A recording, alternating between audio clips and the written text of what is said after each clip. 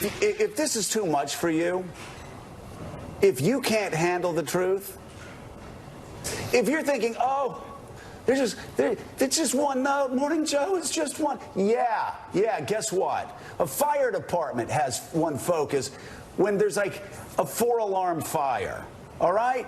So if you don't want to hear the truth, you can change the channel.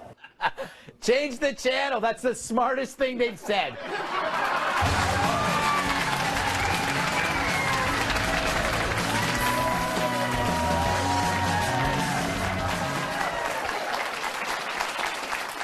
Saturday night, and Donald Trump has more balls in the air than a juggling nudist.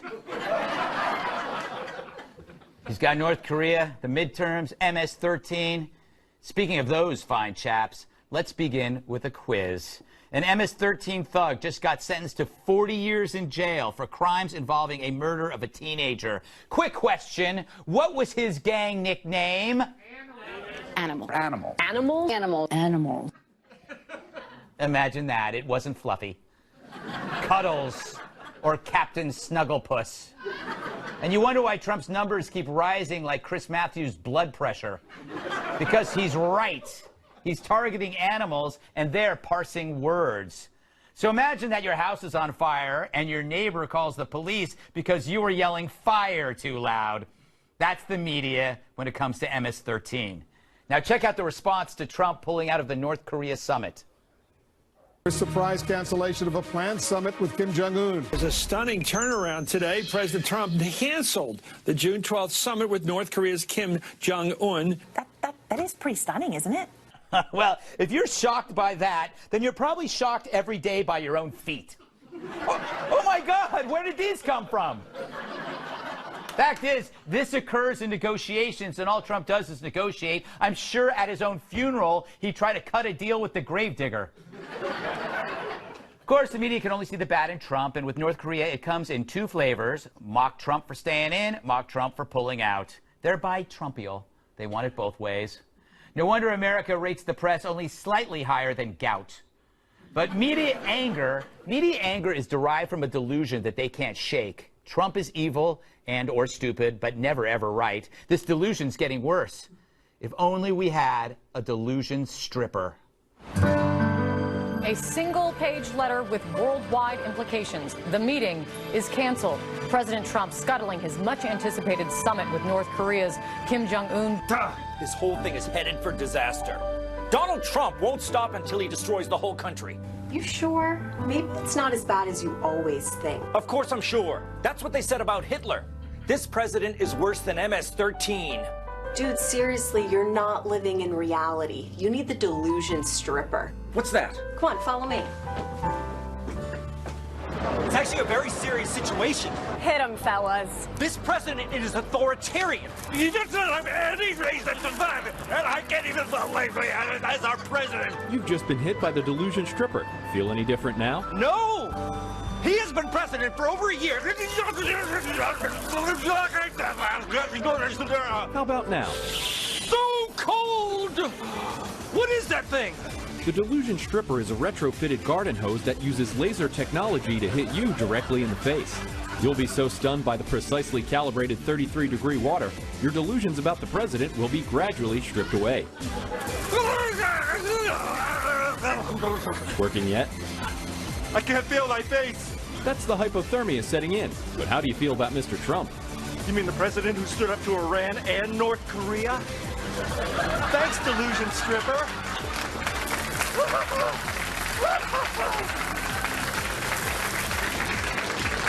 So get the delusion stripper today. Also available in pocket-sized model. Just an excuse to spray water on Tom Shalhoub.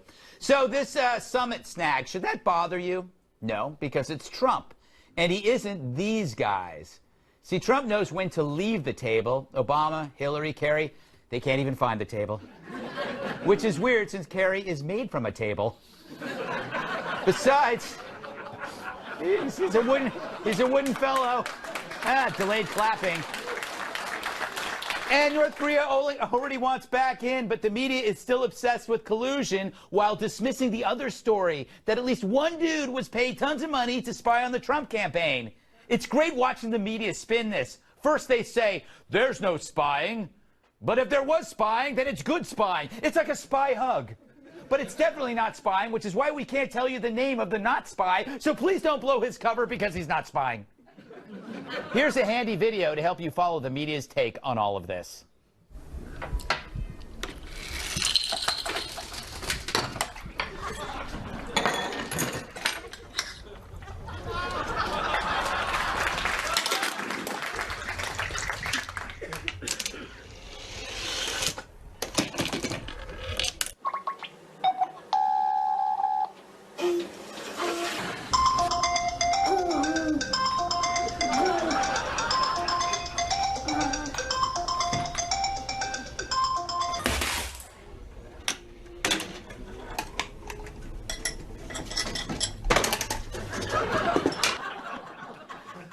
I could watch that forever. So the media is tied up in knots as Trump rolls on. Here he is at Annapolis on Friday.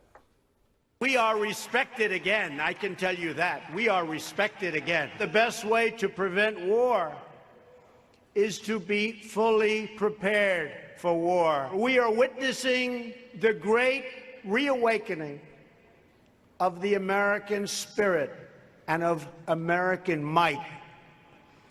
We have rediscovered our identity, regained our stride, and we're proud again.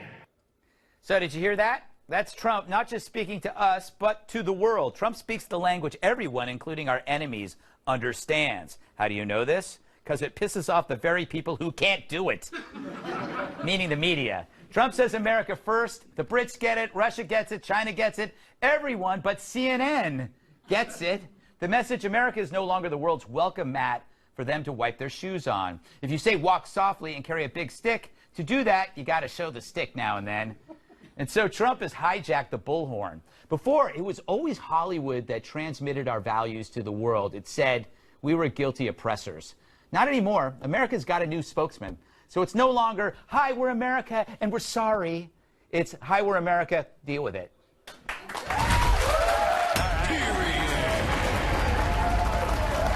Let us welcome tonight's guest.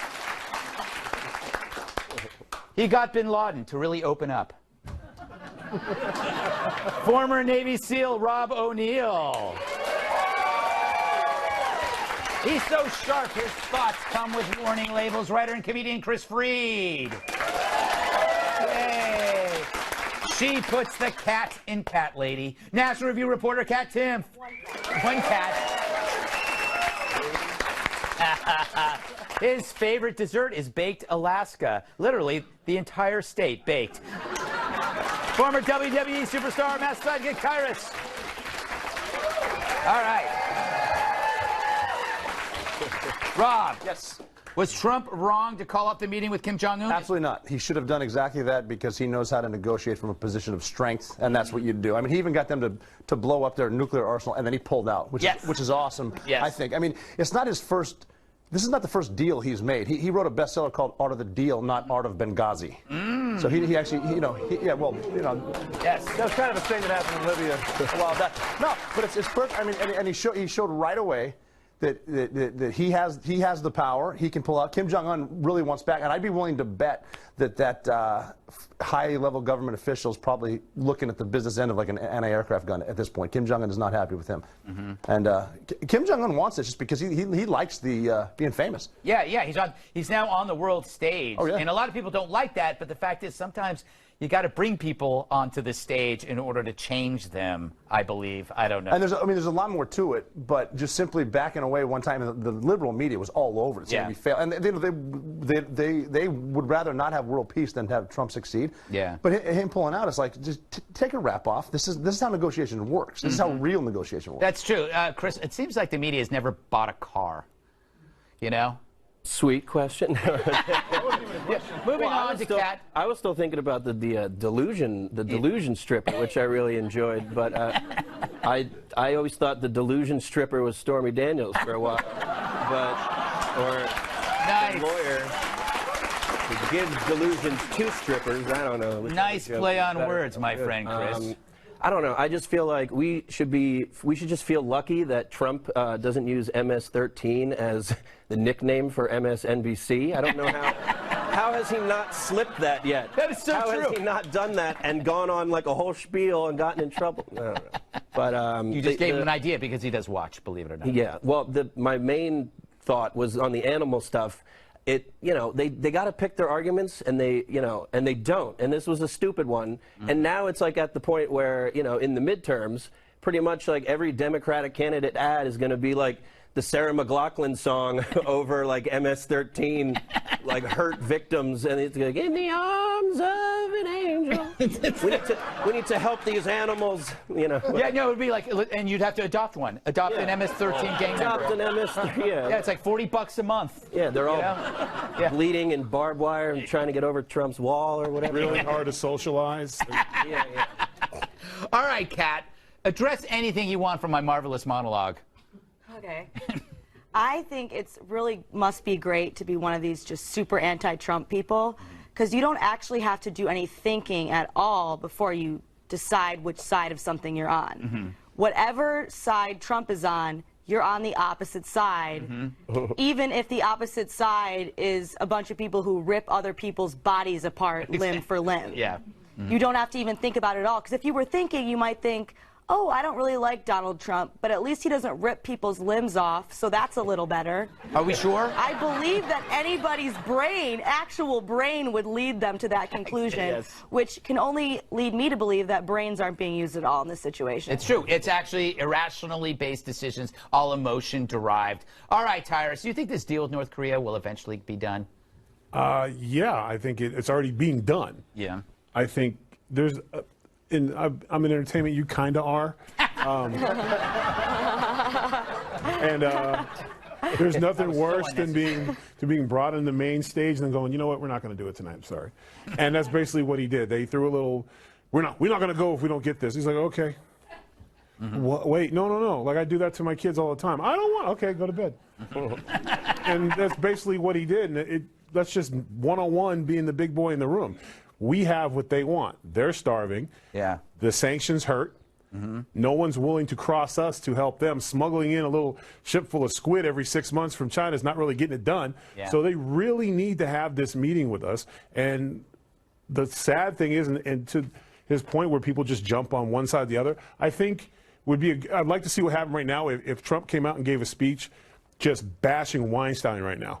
Yeah. What would they do? What would that morning Joe be like? Yeah. Last night, Trump or Weinstein? Back to you. Back to you. We got to go, but to your point about when you draw an analogy to parenting, Trump's letter to Kim Jong-un was a perfect version of tough love. Yeah. It reminded me of exactly the same tone those parents took when they kicked that kid out, the 30-year-old. He says, you got to get a job. You got to start earning some money and sell some of your belongings. It's exact tone he had with Kim Jong-un. He said, things will go well if you just listen to our advice. Yeah, he was, and he was complimentary too. Yeah. Which, I mean, over complimentary, I think, but he's just kind of showing him, like, look, it wasn't me, it's you. Yeah, exactly. Isn't that that's the worst breakup in the world when they're like, I'm leaving. I think that's a good idea. Yeah, exactly. I hate to see you go. George, goodbye. Yeah. Take care. All right, we can still be friends. Coming up, with the midterms just months away, are the Dems in decline? We discuss, you imbibe.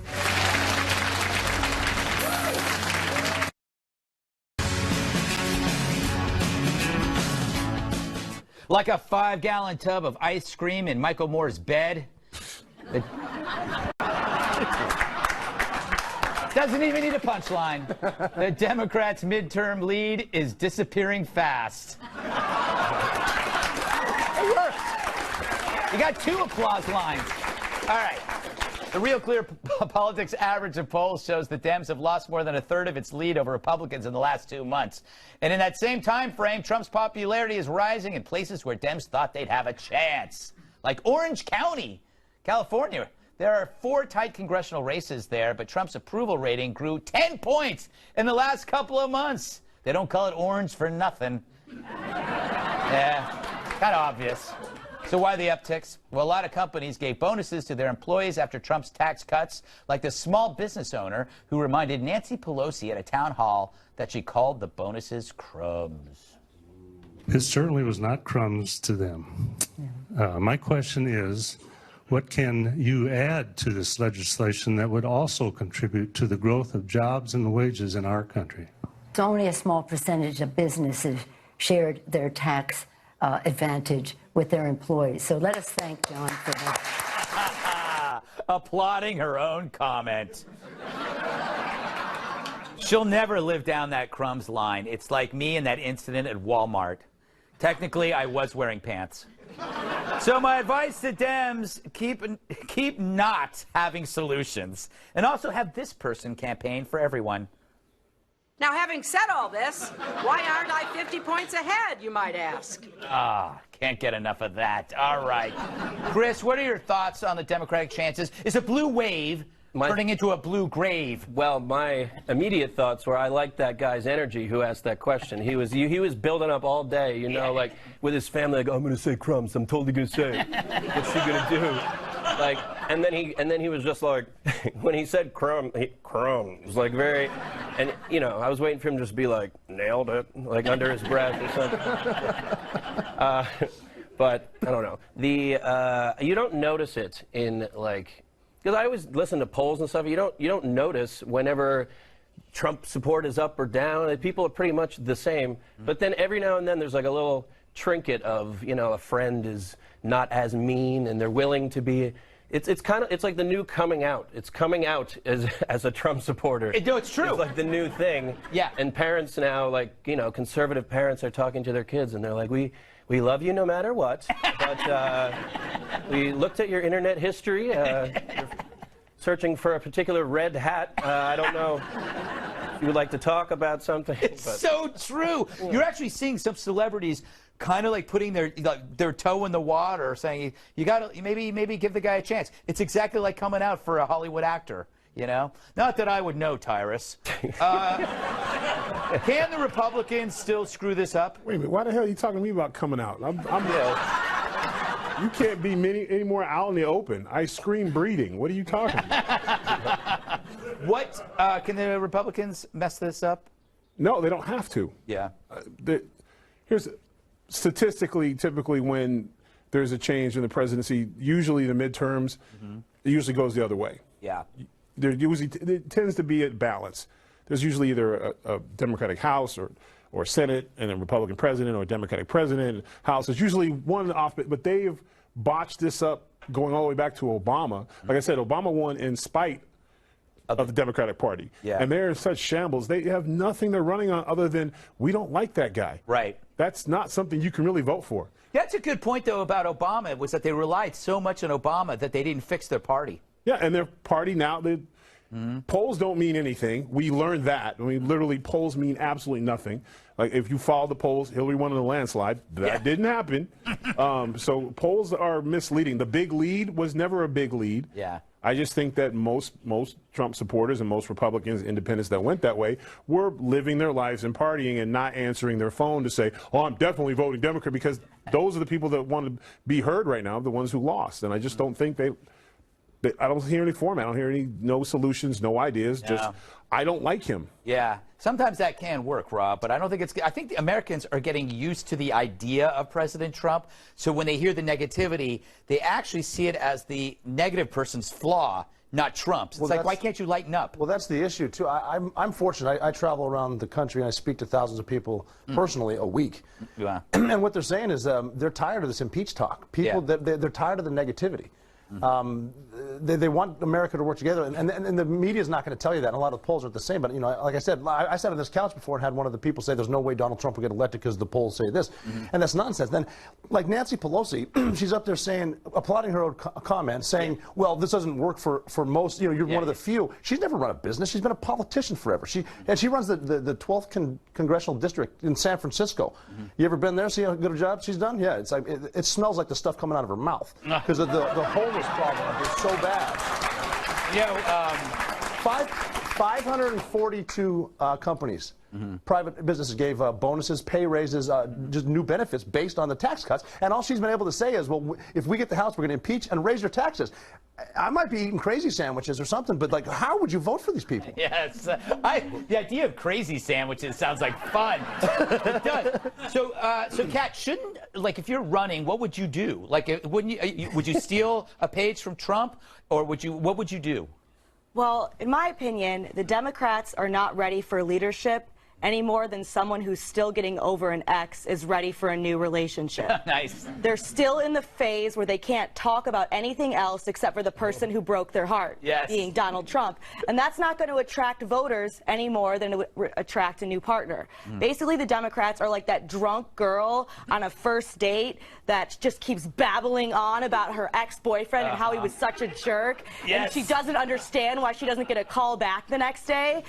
They need to move on, get over it, or they're never going to win anything. Every guy here is nodding their head because been there. I've been there. Oh, been there. Many years ago when I was single, and like you're looking forward to a first date, and this is before they could check their phone. I haven't been that far yet where I'm looking forward to the first date. I'm still working on that. But. Great metaphor. I love a great metaphor. I think they should focus on the fears that are legitimate. California's in trouble with the homeless situation, the sanitary situation, the disease problems that are culminating from these homeless encampments. That's a little scary. They got to solve the homeless issue. All right, still to come. Starbucks really steps in it this time. We discuss their new bathroom policy next.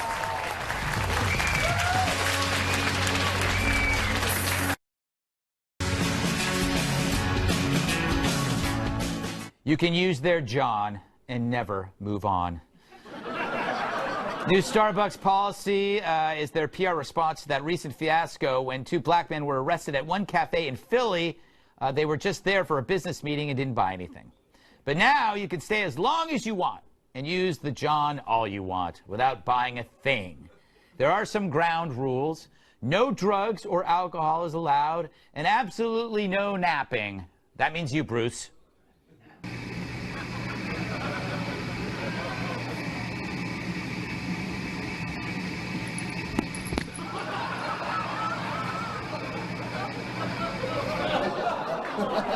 So I'm not sure how Starbucks' new policy will affect their bottom line, but it gave me an idea for a new franchise. Are you tired of having to pay for your coffee at Starbucks? Sure, the bathroom's free, but shouldn't it be the other way around? Introducing Crappuccinos, the only store where you pay to use the bathroom, but everything else is free. At Crappuccino's, we know the value of a conveniently placed toilet. So just pay us a few bucks to use our bathroom, and grab a free coffee when you leave. Excuse me, where's your bathroom? I gotta go really badly. Venti or grande? What? $1 for venti, $2 for a grande. Grande. Would you like a fresh roll? Excuse me? Yeah. $3, please. Here, just take it. What's so special about Crappuccinos? You can stay as long as you want, but you won't, because our coffee is terrible.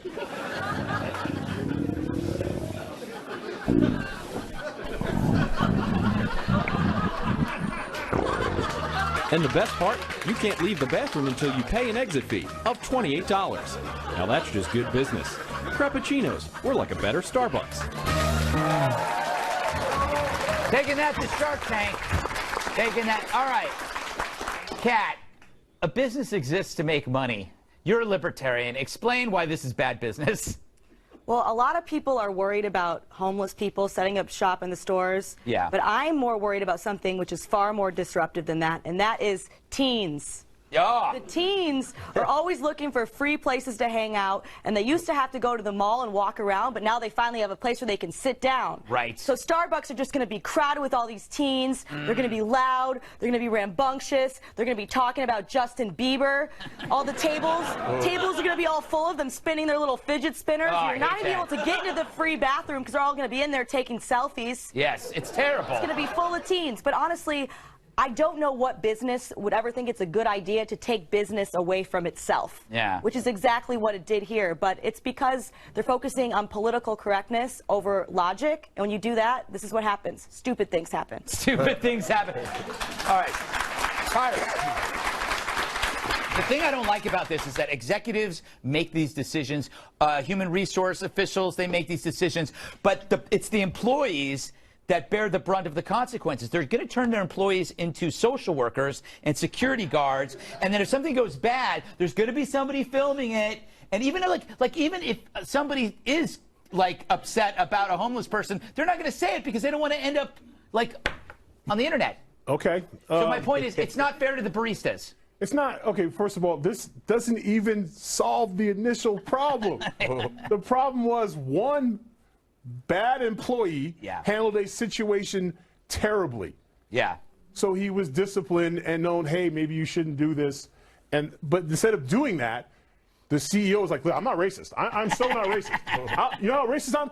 Anyone can come in. Anyone can come in. I don't care. You don't have to buy anything because we're not racist. We're so not racist. But you sound racist when you do that. Yeah. I mean, and here's let's be honest. Let's be honest. You buy one cup of coffee and work on your novel for 3 hours in Starbucks is no different than a guy coming in and peeing and going out. I mean, you're right. I mean, it's Starbucks. It's a difference of $4. Yeah, it's like $4. So I mean, but they missed the whole point of this. This is just another thing where we've become the victim blankets and everyone, instead of just saying, wow, you know what, that was unfortunate that happened, we're going to deal with that guy. Yeah. That's not how Starbucks does business typically, and we'll fix it. Instead of that, it was, oh my God, oh no. Panic. No, those guys are black, right? Oh, damn. Okay, everybody come in. It's fine. My house is your house. You can date my daughter. You can do whatever you want. Just please don't think I'm racist. But that, it's funny. The reaction that Tyrus is talking about, Rob, is based on what happens on social media. One local event becomes national. Sure. And so they're like, but it's always the CEO. He's not going to be there on the front line. No, it's not. And it's just odd. I'm so tired of Starbucks getting political too. I don't call for boycotts, but I'm done. I'm never going to have a Starbucks again. I'll pick something else, a Black Rifle coffee, something like that. But it is funny that you can tell liberals run this company because it's like everyone come in, but only some of you are going to pay. I mean, if you think about it, that's kind of how President Obama did everything. Mm-hmm. Yeah, interesting point. Kris, I have a feeling that they're in California and New York City, they're going to try to introduce this to all restaurants, and then it's just going to be a mess. Yeah, probably. But I don't. The whole mission statement of the the hipstery plays. I hate fake businessy stuff. The article I read about it was when we started Starbucks because we were looking for a third place. We want to bring people together and all this you want to make money. That's why you start the business, to make money. That's how it's because they're no, we're looking for third place in business. That's what we're excited about. But then the problem is that it's the first and only place for homeless people. Yeah. So then you are in last place in business. Exactly. Exactly. They fell into a social justice well and they can't get out. They're when a little kitten falls in there and it's meowing, that's Starbucks. Well, it's almost like one of those things where you just deflate the argument. Mm-hmm. It's like, hey, this employee screwed up, we're sorry. Yeah. Done. Yeah. It's like when your wife says, honey, we need to talk. She says, look, I'm an idiot. Yeah. Let's just leave it at that. Yeah. No, you actually say, I killed Bin Laden. And she goes, okay, you're forgiven. That's what I would do. She's so over that. Yeah. Still to come, college commencement speakers are mostly liberal. In other news, I'm not tall.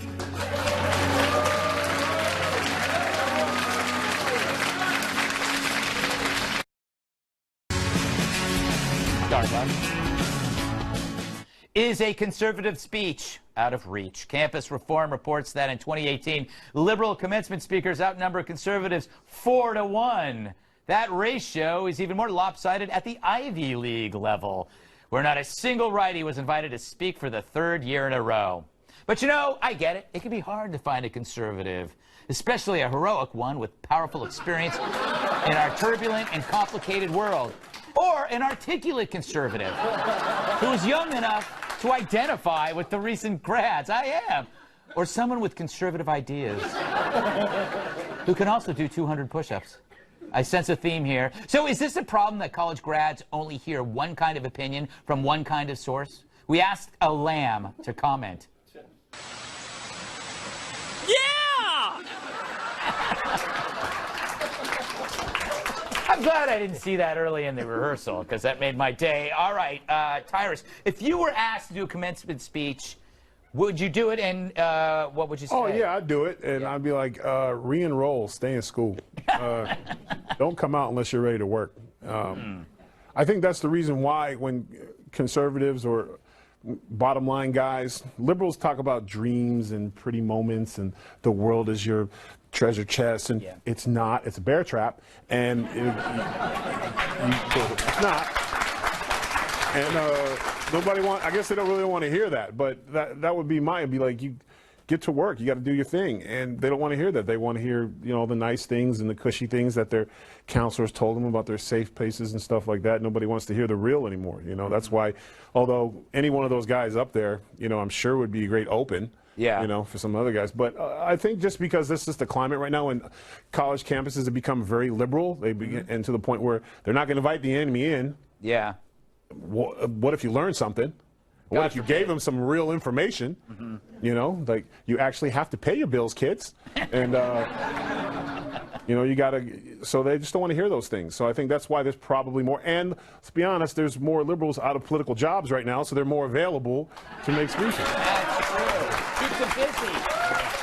Pat, do these commencement addresses matter?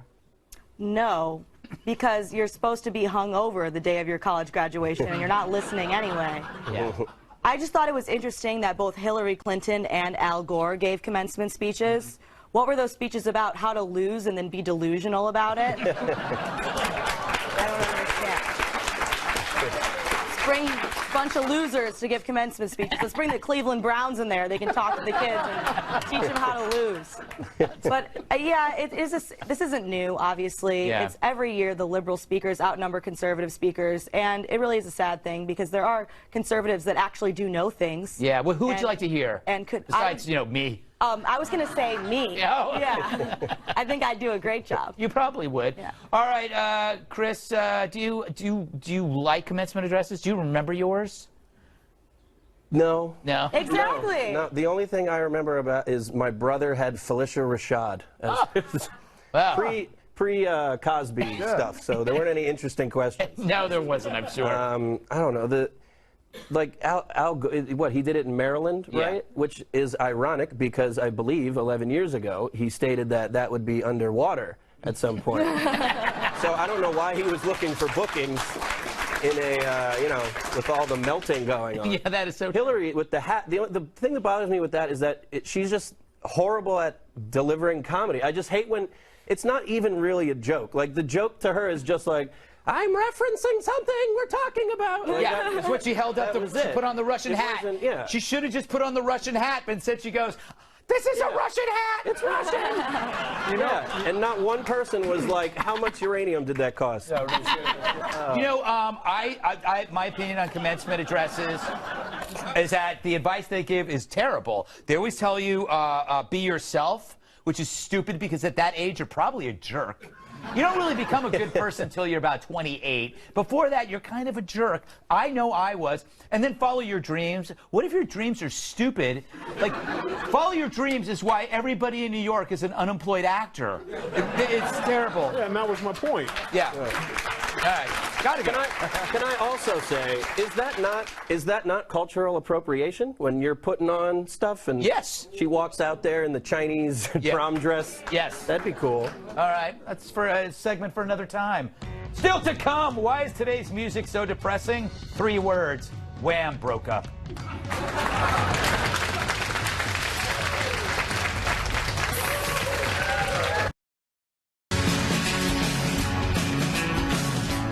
Is today's music a total bummer compared to when Phil Collins was a drummer? Turn it off!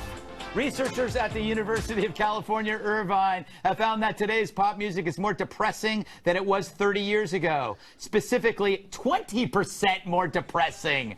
Back in the 80s, you had groups like Huey Lewis giving us the news, good news, about how the power of love makes the world go round. Compared to today, when every Adele song is about her ex and how he's moved on and is totally fine without her. That poor guy. Researchers partly blame social media and isolation for the trend in sad music, but I blame this guy.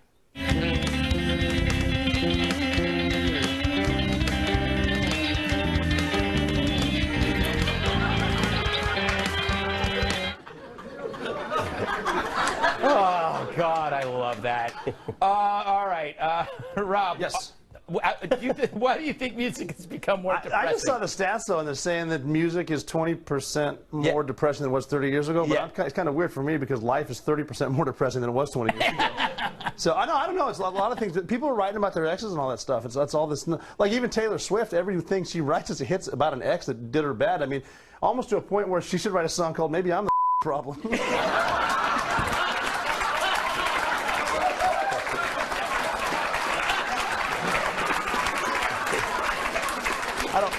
Thanks for coming out. God bless. Good night. All right, I got to bleep that. I have a theory, Kat, that after a breakup, you don't listen to angry or aggressive music like Slayer or Judas Priest. You listen to love songs, and these songs are designed to trigger someone to come back to you, right? A love song is basically false advertising to salvage a bad relationship. Like, people who listen to it were generally the ones who were dumped. And in their heads, they're playing it, oh, if they could listen to this song too, they would come back to me. Is that a fair theory? Whenever I'm dumped, I just listen to Kool and the Gang. But I think it's actually great that sad music is more popular because, to me, the happy songs are much more upsetting. Because you listen to them and you're like, why don't I feel like that? Right. And then you keep listening to it and you get more angry, like, oh, you must have never had a real problem, you sunshine walking. I like songs about heartbreak and loneliness and death and all that good stuff. Really gets me dancing, Greg. Wow. Upbeat. Tyrus, you... Damn it, Greg. Yes. It's the only cuss word left, so. You listen to a certain kind of music when you work out? So Yeah. music definitely affects your emotions. I listen to AC/DC or Ice Cube. Yeah, it's pretty much because I'm throwing stuff around. Yeah. I'm inspired. But here's the reason why music's more there's no more life experience, Greg.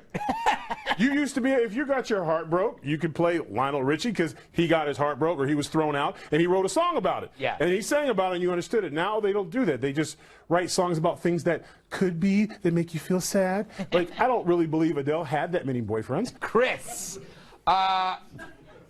depressing music. Yes. Is this true? Or curse words, which should Go we for do? the depressing music. Everyone's cursing. I got what terrorist do I got to shoot to say the F word around here?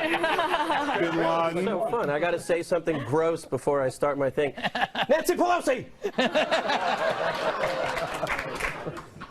It was. Yeah. I believe any product, Kris, that indulges romance in a tragic posture is bad. Like Romeo and Juliet. Can you imagine how many... Romeo and Juliet ended in suicide, right? And it was romantic. Yeah. I wonder how many suicides that led to over 400 years. And they were like, what? Young. They were how they were old young. were the characters? I believe don't that read it's more... Like, we spent so much time talking about the effects of heavy metal. Come on, pop songs. Yeah, they're evil. The effects of Shakespeare. Yes! I want to ban Shakespeare. Yeah. My only thought was that, like, so, you know, the 80s is hair bands. That's fun. Oh, yeah. But then if you look 30 years back for that, I feel like the statistic would still be the same because in the every song was like, twist or whatever, you know, like the stupid songs. How's that?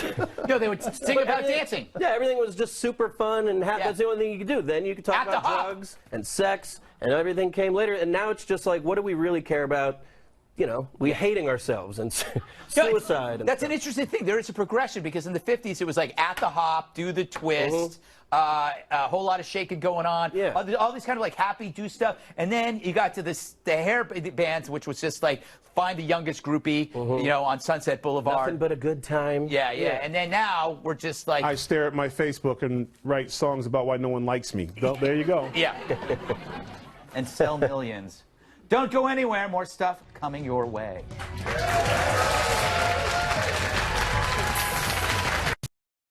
Have you ordered my book yet? Go to Amazon.com right now. It's all my monologues. It's awesome. If you don't do it now, I will never forgive you. All right, we're running out of show. Final thoughts. Tyrus. I'd just like to say thank you, President Trump, for pardoning Jack Johnson. That was a great moment happening this week.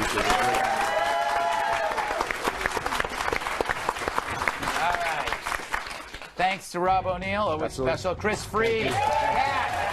Tyrus. Studio audience. I'm Greg Gutfeld. I love you, America.